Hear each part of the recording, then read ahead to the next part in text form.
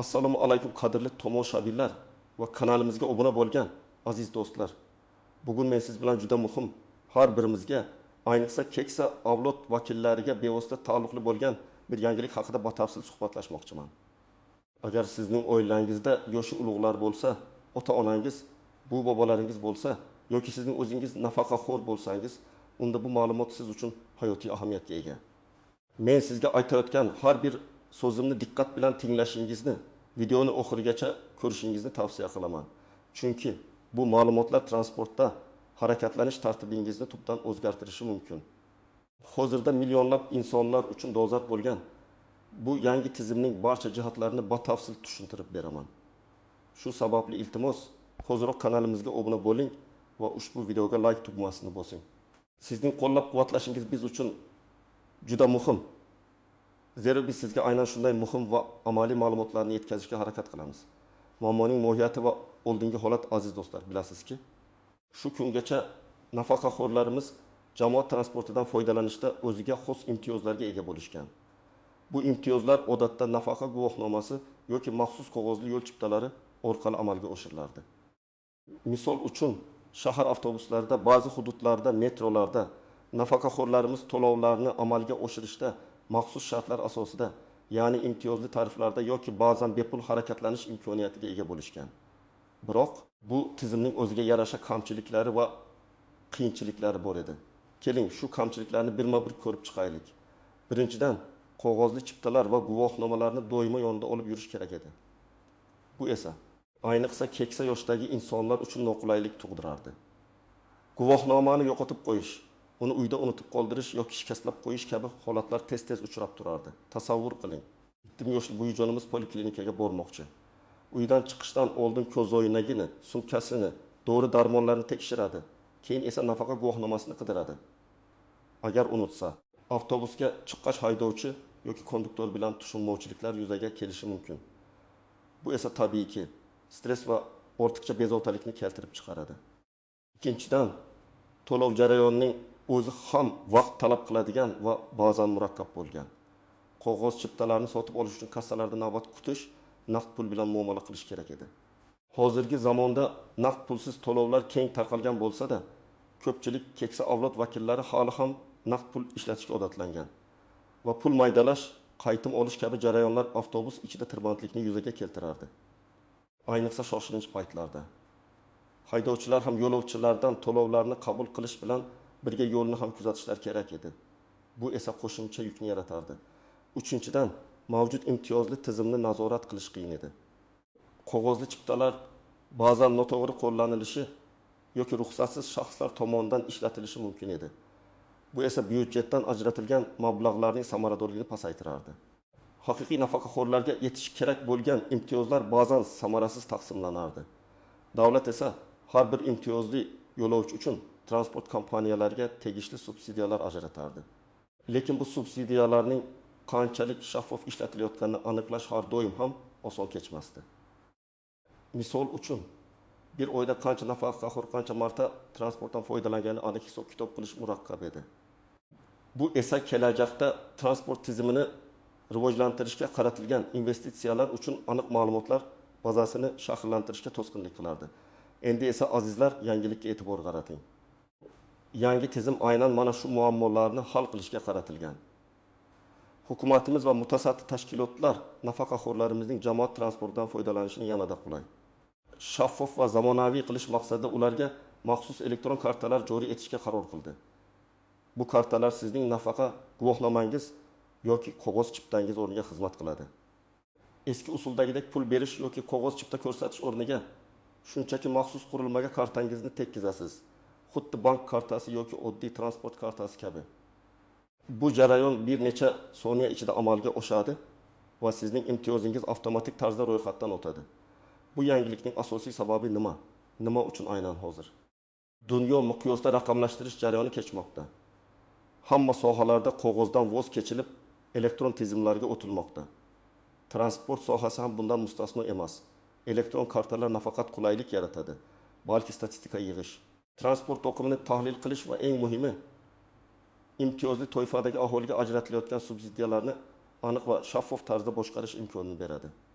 Bu yangi tizim orqali nafaqaxo'rlarimizga ajratilayotgan mablag'lar aynan ularga yetib borishi, ularning transport xarajatlari to'liq qoplangani yoki imtiyozlar to'g'ri qo'llanilayotgani nazorat qilinadi. Bu o'z navbatida transport infratuzilmasini yaxshilash, yangi avtobuslar sotib olish va yo'nalishlarni optimallashtirish uchun zarur bo'lgan resurslarni samaraliroq taqsimlashga yordam beradi. Ya'ni bu nafaqat bir kartochka, balki butun transport tizimini modernizatsiya qilish yo'lidagi muhim qadamdir. Birinchi qism batafsil tahlili nimalarni bilishingiz kerak, kimlar uchun bu muhim va kimlar uchun emas endi esa aziz do'stlar. Ushbu yangi tizimning eng muhim jihatlariga chuqur kirishamiz.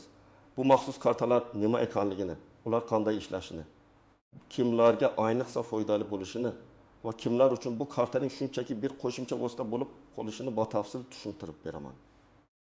Nima bu maxsus karta? Bu karta aslida oddiy bank kartasi yoki shahar jamoat transportida to'lov uchun ishlatiladigan elektron kartaga o'xshash plastik kartadir. Ammo uning asosiy farqi shundaki, bu karta sizning nafaqaxo'r maqomingizga bog'langan va unda sizning imtiyozlaringiz avtomatik tarzda yuklangan bo'ladi. Uning ustida sizning ism sharifingiz, fotosuratingiz ba'zi hollarda va uning amal qilish muddati ko'rsatilishi mumkin. Kartaning ichida maxsus chip bo'lib, u sizning shaxsingizni va imtiyozli maqomingizni tezkor ravishda transport vositasidagi validatsiya qurilmasiga uzatadi. Kartani olgandan so'ng uni faollashtirish talab qilinishi mumkin. Ammo bu jarayon odatda juda oddiy bo'ladi. Uning maqsadi oddiy. Jamoat transportida avtobus, metro, tramvay, ba'zan elektr poyezdlarida ham sizning imtiyozli harakatlanishingizni tez, qulay va shaffof tarzda amalga oshirish. Sizning har bir teginishingiz tizimda ro'yxatdan o'tadi va davlat tomonidan sizga ajratilgan subsidiyalar tegishli transport kompaniyalariga to'g'ri yo'naltiriladi. Bu orqali sizga nafaqaxo'r sifatida berilgan huquq to'liq ta'minlanadi. Kimlar uchun bu karta muhim? Bu karta birinchi navbatda muntazam ravishda jamoat transportidan foydalanadigan barcha nafaqaxo'rlar uchun o'ta muhim. Agar siz har kuni yoki haftasiga bir necha marta avtobusda bozorga, poliklinikaga, farzandlaringiznikiga yoki do'stlaringizni ko'rgani bo'lsangiz, bu karta sizning hayotingizni sezilarli darajada osonlashtiradi. Keling bir nechta aniq misollarni ko'rib chiqaylik. Birinchi misol Gulnora opa, 72 yoshda. U Toshkent shahrining eski shahar qismida yashaydi va har haftada 2 marta Yunusobodda yashovchi qizining uyiga avtobusda borib keladi. Bundan tashqari oyga bir marta mahalliy poliklinikaga, oyga 2 marta bozorga boradi. Gulnora opa har safar avtobusga chiqqanida sumkasidan mayda pul qidirib topishi yoki nafaqa guvohnomasini ko'rsatib, konduktorga o'z imtiyozini isbotlashi kerak edi. Ba'zan mayda pul topilmay qolardi. Ba'zan esa konduktor bilan kichik tushunmovchiliklar yuzaga kelardi. Chunki ko'pchilik odamlar shoshilgan bo'ladi. Karta joriy etilgandan so'ng Gulnora opa endi hech qanday qiyinchiliksiz avtobusga chiqishi mumkin. U shunchaki kartasini validatsiya qurilmasiga tekkizadi va yo'l haqi avtomatik tarzda uning imtiyozi hisobidan yechiladi. Bitta safarda u o'rtacha 5-10 daqiqa vaqtini tejaydi. Agar u oyga 10 marta transportdan foydalansa, bu oyga 20 daqiqa, yilga esa taxminan 10-20 soat vaqtni tejash degani. Tasavvur qiling. Bu vaqtni u nabiralariga ertak aytib berishga yoki sevimli kitobini o'qishga sarflashi mumkin. Pul jihatidan esa agar u avval imtiyozsiz tarifda to'lashga majbur bo'lganida, har bir safar uchun ma'lum miqdorda pul to'lash kerak bo'lardi. Endi esa bu xarajatlar uning imtiyozli kartasi orqali avtomatik tarzda qoplanadi. Bu uning oylik pensiya budjetiga sezilarli darajada ijobiy ta'sir ko'rsatadi. Ikkinchi misol. Rahmatullo aka, 68 yoshda. U o'qituvchilikdan nafaqaga chiqqan va tez-tez shaharning turli kutubxonalariga yoki do'stlari bilan uchrashuvlarga borib turadi. U uchun har safar qog'ozli yo'l chiptasini sotib olish yoki doimo naqd pul bilan yurish juda noqulay edi. Ba'zan unga kerakli joyga borish uchun 2 ta avtobus almashtirish kerak bo'lardi. Bu esa 2 marta to'lov qilish degan edi. Yangi karta orqali u yo'l haqini o'ylamaydi. Shunchaki kartani tekkizadi va yo'lini davom ettiraveradi.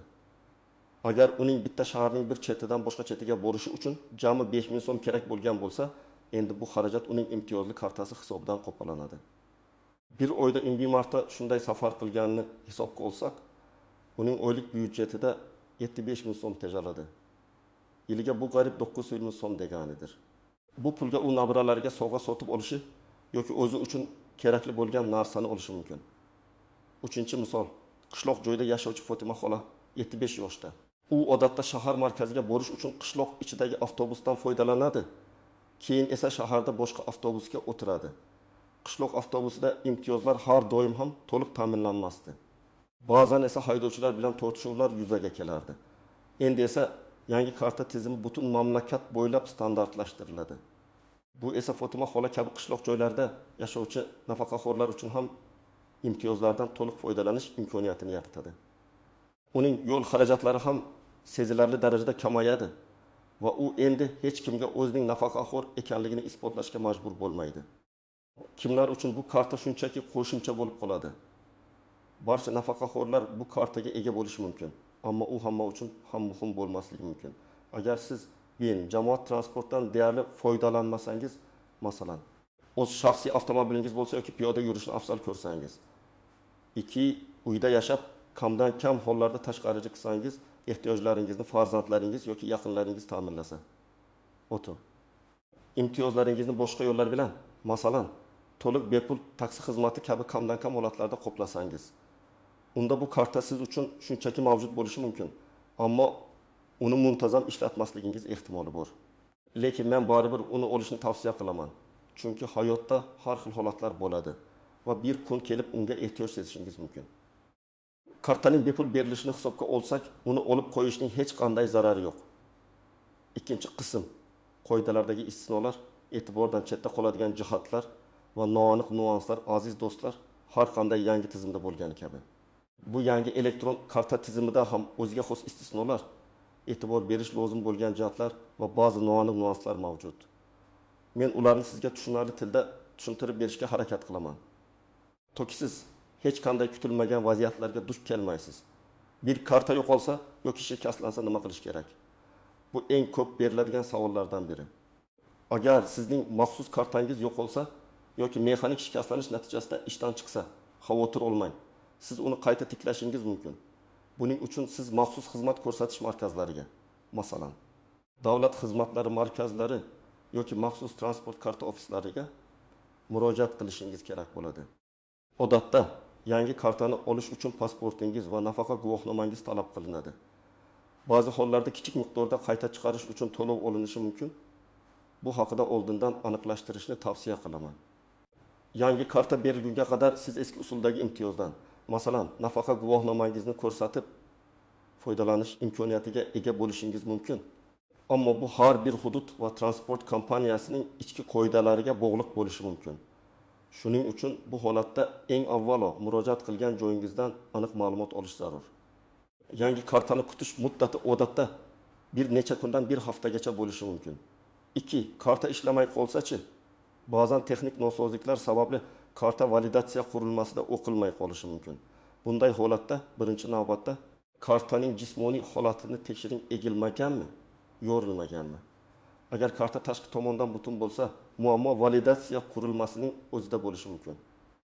Avtobusda bir nechta validatsiya qurilmasi bo'ladi. Boshqasiga tekkizib ko'ring. Agar baribir ishlamasa, konduktorga agar mavjud bo'lsa yoki haydovchiga vaziyatni tushuntiring. Imtiyozli maqomingizni tasdiqlovchi boshqa hujjatni, masalan, nafaqa guvohnomasini ko'rsatishingizga to'g'ri kelishi mumkin. Keyinchalik kartani almashtirish yoki tekshirish uchun xizmat ko'rsatish markazlariga murojaat qilishingiz shart. Muhimi, texnik nosozliklar tufayli sizning huquqlaringiz buzilmasligi kerak. Turli jamoat transporti turlari, avtobus, metro, tramvay uchun qanday ishlaydi? Yangi elektron karta tizimi ko'pchilik shaharlar va viloyatlardagi barcha jamoat transporti turlarini qamrab olishi kutilmoqda. Ya'ni siz bir xil karta bilan avtobusda ham, metroda ham agar mavjud bo'lsa yoki tramvayda ham bemalol foydalanishingiz mumkin bo'ladi. Tizim markazlashgan bo'lib, barcha turdagi transport vositalarida yagona standart bo'yicha ishlaydi. Ammo ba'zi viloyat va tuman markazlarida shaharlararo yoki qishloqlararo marshrutlar uchun maxsus qoidalar mavjud bo'lishi mumkin. Shuning uchun safarga chiqishdan oldin, ayniqsa uzoq marshrutlar uchun o'zingizni qiziqtirgan yo'nalish bo'yicha ma'lumotlarni aniqlashtirishingizni tavsiya qilaman. Hozirgi kunda markaziy shahar transportida, masalan, Toshkentda bu tizim to'liq integratsiya qilingan va yagona karta barcha transport turlarida ishlaydi. 4. Kartadan foydalanishda cheklovlar bormi? Kunlik, oylik hozircha. Nafaqaxo'rlar uchun beriladigan maxsus kartalardan foydalanish bo'yicha kunlik yoki oylik qattiq cheklovlar joriy etilgani haqida rasmiy ma'lumot yo'q. Ya'ni siz imtiyozli maqomingizga ko'ra xohlaganingizcha transportdan foydalanishingiz mumkin bo'ladi. Lekin tizim rivojlanishi bilan va ma'lumotlar tahlil qilingach, kelajakda ba'zi cheklovlar, masalan, suiiste'molchilikni oldini olish maqsadida joriy etilishi ehtimolini inkor etib bo'lmaydi. Ammo bu faqat nazariy ehtimol. Hozirgi vaqtda bunday cheklovlar haqida tashvishlanishingizga hojat yo'q. Tizimning asosiy maqsadi sizning erkin va qulay harakatlanishingizni ta'minlashdir. Vaqtinchalik kartalar yoki dastlabki bosqichdagi cheklovlar bormi? Ba'zi hududlarda yoki joriy etishning dastlab bosqichlarida vaqtinchalik kartalar berilishi mumkin.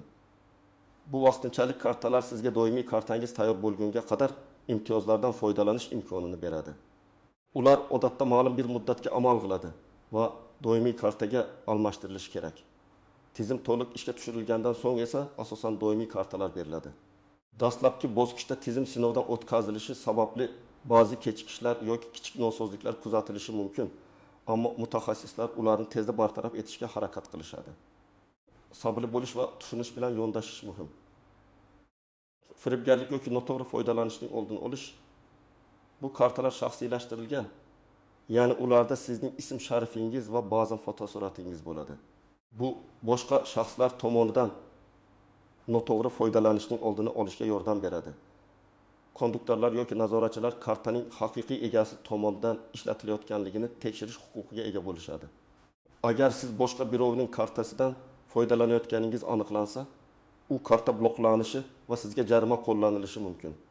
Shuning uchun har doim o'zingizning kartangizdan foydalaning va uni boshqa shaxslarga bermang. Tizimning shaffofligi va adolatini ta'minlash uchun juda muhimdir. 7. Boshqa ijtimoiy imtiyozlar bilan integratsiya. Hozircha bu kartaning asosiy vazifasi faqat jamoat transportida imtiyozli yo'l haqini ta'minlashdan iborat. Ammo kelajakda davlat ijtimoiy xizmatlarni raqamlashtirishni kengaytirayotganini inobatga olsak, bu kartani boshqa ijtimoiy imtiyozlar, masalan, dorixonalarda chegirmalar, madaniy tadbirlarga imtiyozli kirish bilan integratsiya qilish imkoniyatlari ko'rib chiqilishi mumkin. Bu albatta kelajak ishi va hozircha bu haqda aniq ma'lumotlar yo'q, lekin bu imkoniyat mavjud. Geografik cheklovlar, shahar va viloyat. Bu tizim bosqichma-bosqich butun respublika bo'ylab joriy etilmoqda. Dastlab yirik shaharlarda, keyin esa viloyatlar markazlarida va tumanlarda joriy etiladi. Ya'ni sizning kartangiz, masalan, Toshkentda olingan bo'lsa, u boshqa viloyat transportida ham ishlashi kerak. Chunki tizim yagona platforma asosida ishlaydi. Biroq dastlabki bosqichlarda viloyatlararo yoki tuman ichki yo'nalishlarda ba'zi texnik muammolar yoki joriy etishdagi farqlar yuzaga kelishi mumkin. Shuning uchun agar siz uzoqroq hududga safar qilsangiz va transportdan foydalanishni rejalashtirsangiz, o'sha joydagi jamoat transporti faoliyatiga javobgar tashkilotlardan aniq ma'lumot olishingizni tavsiya etaman. Umuman olganda, maqsad butun mamlakat bo'ylab yagona va qulay tizimni yaratishdir. Amaliy maslahatlar, tomoshabin nima qilishi kerakligi haqida aniq ko'rsatmalar endi esa, aziz tomoshabinlar, eng muhim qismga o'tamiz. Siz o'z elektron kartangizni olish uchun nima qilishingiz kerak? Qayerga borish kerak? Qanday hujjatlar kerak? Va jarayon qanday kechadi? Men sizga har bir qadamni aniq va tushunarli qilib tushuntirib beraman. Bir qadam. Qayerga murojaat qilish kerak?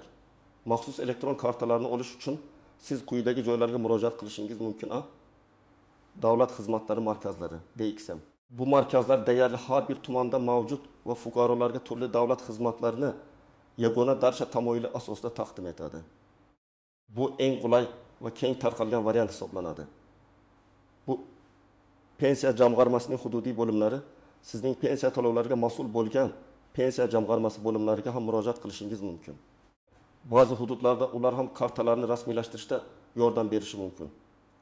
Maxsus transport karta ofislari ba'zi yirik shaharlarda, masalan, Toshkentda transport kartalarini rasmiylashtirish va xizmat ko'rsatishga ixtisoslashgan alohida markazlar mavjud bo'lishi mumkin. Siz yashayotgan hududga qarab eng qulay variantni tanlashingiz mumkin. Men sizga birinchi navbatda davlat xizmatlari markazlariga murojaat qilishni tavsiya qilaman, chunki ular fuqarolarga xizmat ko'rsatish bo'yicha eng yaxshi infratuzilmaga ega. 2 qadam qanday hujjatlar kerak? Kartani rasmiylashtirish uchun sizga quyidagi hujjatlar kerak bo'ladi. Pasport, asl nusxasi. Bu sizning shaxsingizni tasdiqlovchi asosiy hujjat. Nafaqa guvohnomasi, asl nusxasi. Bu sizning nafaqaxo'r maqomingizni tasdiqlaydi. Fotosurat. Ba'zi hollarda 3x4 cm o'lchamli N2 dona fotosurat talab qilinishi mumkin. Lekin ko'pincha davlat xizmatlari markazlarida sizning joyda suratga olishlari mumkin. Oldindan aniqlashtirib olganingiz ma'qul. Arizaning shakli odatda murojaat qilgan joyingizda sizga maxsus blanka beriladi va uni to'ldirishingiz kerak bo'ladi. Arizada sizning ism sharifingiz, tug'ilgan sanangiz, yashash manzilingiz, telefon raqamingiz kabi shaxsiy ma'lumotlar kiritiladi. 3 qadam arizani to'ldirish va topshirish jarayoni. Murojaat qilgan joyingizda sizga maxsus ariza blankasi beriladi. Uni diqqat bilan to'ldiring. Agar biror joyi tushunarsiz bo'lsa, xizmat ko'rsatuvchi xodimdan so'rashdan tortinmang. Ular sizga yordam berishga majbur. Hujjatlaringizni topshirganingizdan so'ng sizga arizangizning ro'yxatdan o'tganligini tasdiqlovchi qog'oz yoki raqam beriladi. Bu raqam orqali siz arizangizning holatini tekshirishingiz mumkin bo'ladi. 4 qadam. Kartani kutish muddati va uni olish. Karta tayyor bo'lish muddati hududga va joriy etish bosqichiga qarab farq qilishi mumkin, ammo odatda bir necha ish kunidan 1-2 haftagacha bo'lishi kutiladi. Kartangiz tayyor bo'lgach, sizga SMS orqali xabar yuborilishi yoki sizga qo'ng'iroq qilishlari mumkin. Kartani olish uchun murojaat qilgan joyingizga yana bir bor borishingiz kerak bo'ladi. Kartani olayotganda uning to'g'ri rasmiylashtirilganligiga, ism sharifingiz to'g'ri yozilganligiga va boshqa ma'lumotlar to'g'riligiga ishonch hosil qiling. 5 qadam. Kartani faollashtirish va undan foydalanish. Ba'zi hollarda kartani olgandan so'ng uni faollashtirish talab qilinishi mumkin. Bu jarayon odatda juda oddiy bo'lib, 1-marta jamoat transportida foydalanganda avtomatik ravishda amalga oshirilishi yoki maxsus kassalarda bajarilishi mumkin. Kartani faollashtirish bo'yicha aniq ko'rsatmalar kartani olganingizda sizga beriladi. Faollashtirilgandan so'ng siz kartangizni bemalol ishlatishingiz mumkin. Avtobusga chiqqaningizda, metroga kirayotganda shunchaki kartani validatsiya qurilmasiga bir necha soniya tekkizing. Qurilma kartangizni o'qib, sizning imtiyozli maqomingizni tasdiqlaydi va siz bemalol yo'lingizni davom ettirasiz. Hech qanday pul to'lash, qog'oz chipta ko'rsatish shart emas. 6 qadam muammolarni hal qilish. Agar kartangizda biron bir muammo yuzaga kelsa, ishlamay qolsa, ma'lumot noto'g'ri bo'lsa va hokazo. Darhol murojaat qilgan joyingizga yoki transport kartalari bo'yicha xizmat ko'rsatish markazlariga murojaat qiling. Ularning telefon raqamlari yoki manzillari odatda davlat xizmatlari markazlarida yoki transport bekatlaridagi ma'lumot taxtalarida ko'rsatilgan bo'ladi. Odatda mutaxassislar sizning muammongizni tezda hal qilishga yordam berishadi. Xulosa va yakuniy chorlov. Mana aziz do'stlar, bugungi videomiz yakuniga yetib bormoqda. Men sizga nafaqaxo'rlarimiz uchun joriy etilayotgan maxsus elektron kartalar haqida barcha muhim ma'lumotlarni batafsil tushuntirib berishga harakat qildim. Xulosa qilib aytganda, bu karta sizning jamoat transportidan foydalanishingizni yanada qulay, tezkor va zamonaviy qiladi. Siz endi naqd pul izlash, chipta sotib olish yoki guvohnomangizni doimiy ravishda ko'rsatish haqida o'ylashingiz shart emas. Shunchaki kartani tekkizing va yo'lingizni davom ettiravering. Bu tizim nafaqaxo'rlarimizga yanada ko'proq qulaylik yaratish, ularning hayot sifatini yaxshilash va davlat tomonidan ajratilayotgan imtiyozlarni shaffof boshqarishga qaratilgan muhim islohotdir. Shuni unutmangki, har qanday yangilikka moslashish biroz vaqt talab qilishi mumkin. Agar dastlab ba'zi qiyinchiliklar yoki tushunmovchiliklar yuzaga kelsa, xavotir olmang. Tizim yaratuvchilari va mas'ul tashkilotlar barcha kamchiliklarni bartaraf etish va sizga yordam berish uchun doimo tayyor. Sizning eng asosiy vazifangiz kartani o'z vaqtida rasmiylashtirib olish va uni to'g'ri ishlatishni o'rganish. Yaqinlaringizga, do'stlaringizga bu ma'lumotlarni yetkazing, chunki har bir nafaqaxo'r bu imkoniyatdan xabardor bo'lishi kerak.